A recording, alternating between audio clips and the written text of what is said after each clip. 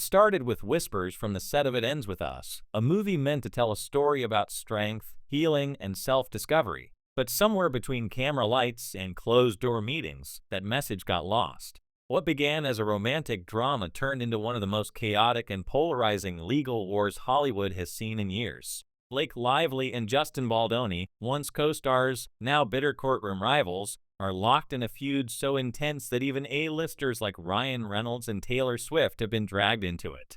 No one saw it coming. The red carpets, the polished interviews, the smiles, it all seemed perfect. Until the truth started leaking out. Back in late 2024, rumors began surfacing that something strange was going on behind the scenes.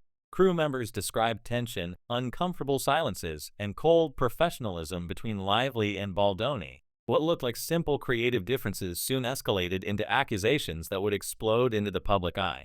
By December, Blake Lively filed an official complaint with the California Civil Rights Department. Her claim?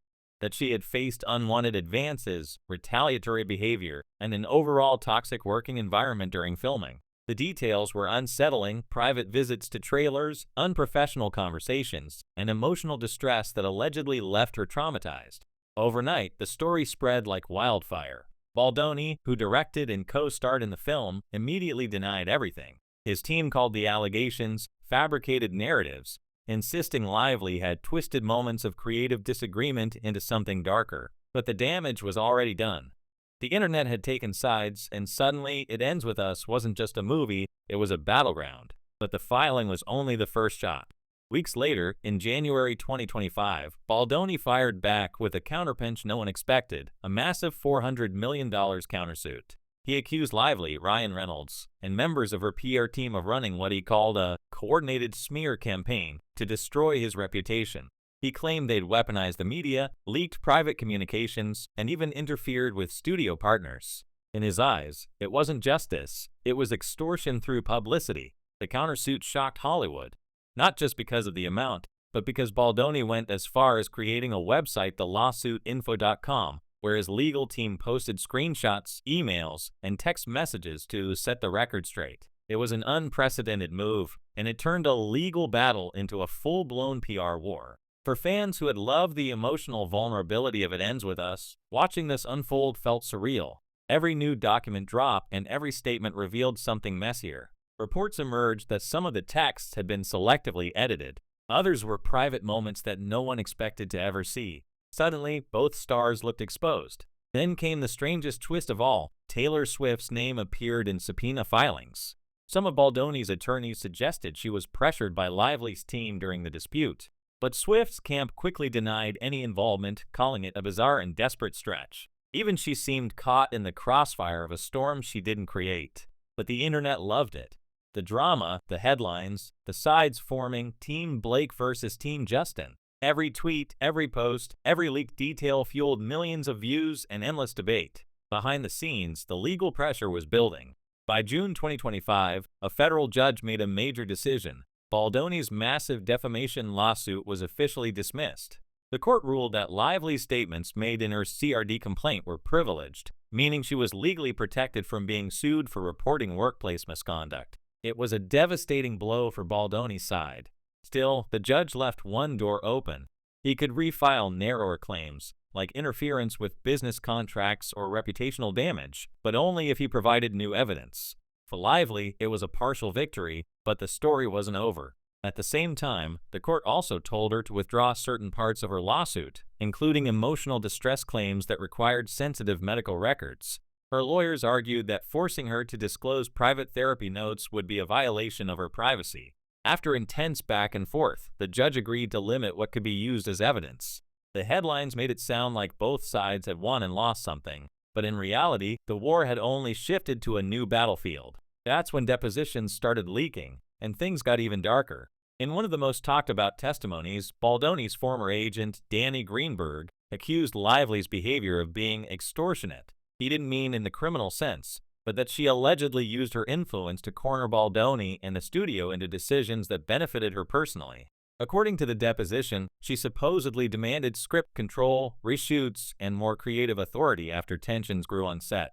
Lively's camp immediately shot back, calling the statements manipulative and irrelevant. They claim Baldoni's team was trying to smear her to distract from the original harassment claims. Her attorney released a short statement saying, "When powerful men feel cornered, they often rewrite the narrative." That quote went viral instantly. Then came another bombshell. Leaked drafts of Lively's proposed contract revealed potential six-figure bonuses tied to award nominations. The media spun it as Blake Lively wanted Oscar money for It Ends With Us, but her representatives clarified it was a standard negotiation that was never finalized. Still, the optics were bad. To the public, it looked like both stars were clawing for control and status instead of justice. Meanwhile, Baldoni's image took heavy hits.